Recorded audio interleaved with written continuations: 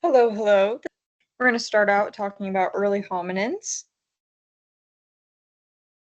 Now, we talked about most of these before, but we're going to go into a little bit more detail today, starting out with the Australopithecines. There are actually two species of Australopithecines. There is Australopithecus afarensis. They were around 3.9 to 2.9 million years ago. And then we have Australopithecus africanus, which were around 3.3 to 2.1 million years ago. These are fairly similar. The main difference is where they were actually located. So Afarensis was located in Eastern Africa. The typecast for this species is Lucy, which we talked about last week. They still have that post-orbital constriction, fairly flat nose, more facial prognathism, or a more projecting lower jaw, and then a brain case of around 500 cubic centimeters. Africanus was actually located more in South Africa. It was the first ancestor fossil ever discovered. It was discovered by Raymond Dart in 1924. The typecast for this species is the Chong child. And like I said, they're very similar to Afarensis in their actual features. However, their brain size was a little bit more variable, being between 420 and 510 cubic centimeters.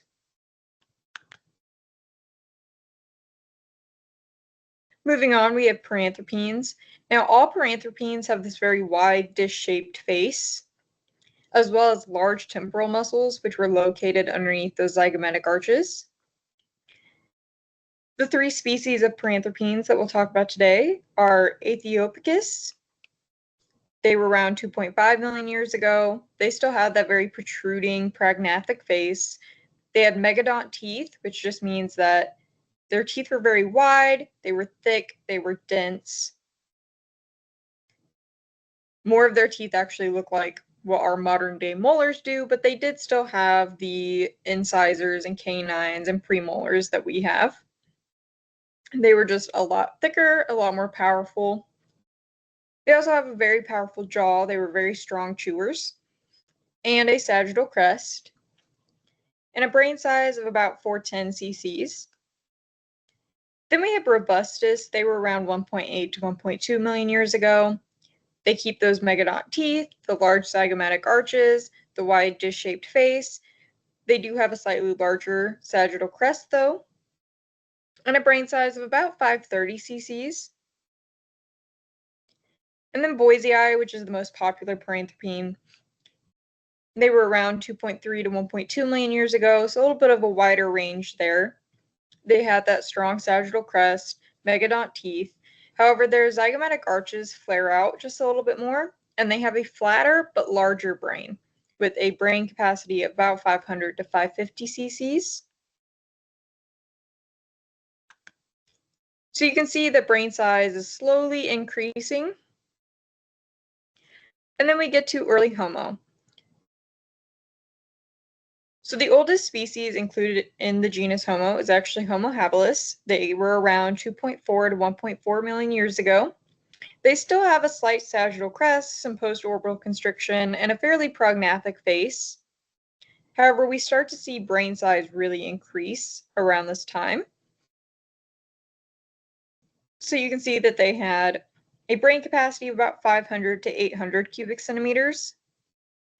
And if you look at the photo here, this looks a lot more what we would like traditional for what we would think of for a human skull.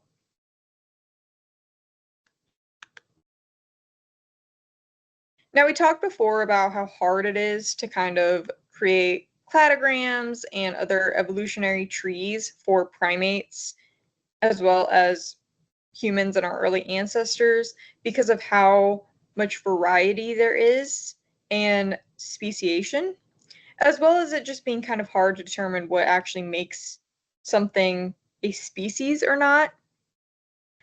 But it's also difficult because we don't fully understand how evolution works over time. So there are two main theories. There is gradualism, which states that evolution occurs through the accumulation of small changes over a long period of time. So it's very gradual. This is a little bit more intuitive for most people. It's what, you kind of imagine with evolution. The problem is our fossil records don't fully support gradualism. With gradualism, you would expect in the human lineage to see, species 1 and species 3 in the fossil record, but then to also see species 2 as a transitional species that has some characteristics from both. But we don't often find that. Now, this isn't necessarily because these species didn't exist at all, but it takes very special conditions for something to fossilize. So it could be a case that those conditions just didn't happen for some species. Maybe these species had much smaller populations, and so the chances of any of them fossilizing were even lower. It could just be that we haven't found them yet, because we obviously have not found all of the human fossils or early human ancestor fossils. Or it could be a case that it didn't actually happen like that. Now, for the people that believe that there aren't really transitional species, they're going to fall more into the hypothesis of punctuated equilibrium, which states that evolutionary development is marked by isolated episodes of rapid speciation with long periods of little to no change in between. So the idea with this is that you see something adapt to their environment, you get a species. Now the environment doesn't change for a long time, so that species stays relatively the same. Not that there is absolutely no evolution occurring, but nothing huge is occurring. The speciation that might be occurring or the change that is occurring in those slow periods is going to be more things like eye color, maybe hair color, things that don't make that much of a difference in survival and aren't really huge adaptations to the environment. They're more like just random mutations that occur. And then the environment changes again, or some other event happens, and the species is forced to change again into a new species.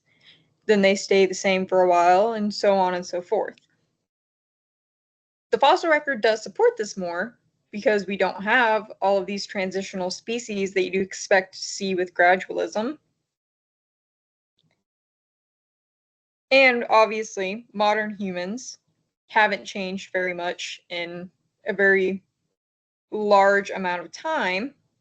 However, we do still change. There are some differences between early modern, like anatomically modern humans that existed around the time of Neanderthals and humans today, but they aren't extreme changes. We've talked about different hair and eye colors, as well as changes to our teeth, the fact that we're kind of losing our third molars. But those aren't huge changes, and if you just saw that in the fossil record like 1,000 or whatever years from now, it wouldn't really be enough to classify something as a totally different species most of the time.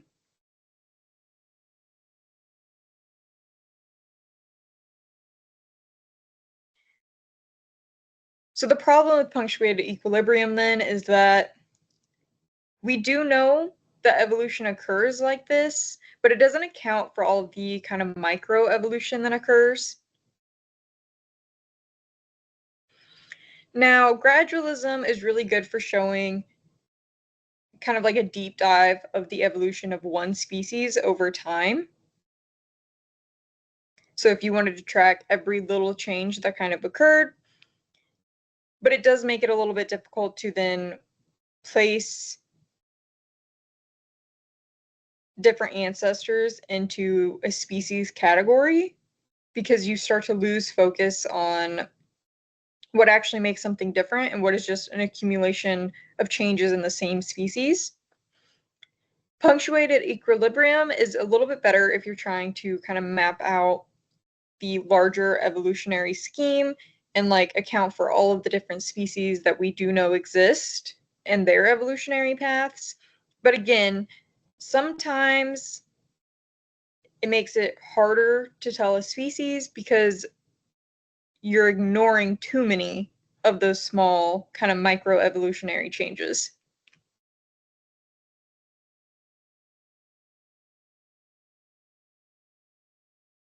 Oh, I should also say some people kind of believe that evolution is a mix of both. However, there isn't like a an official hypothesis that combines the two of these.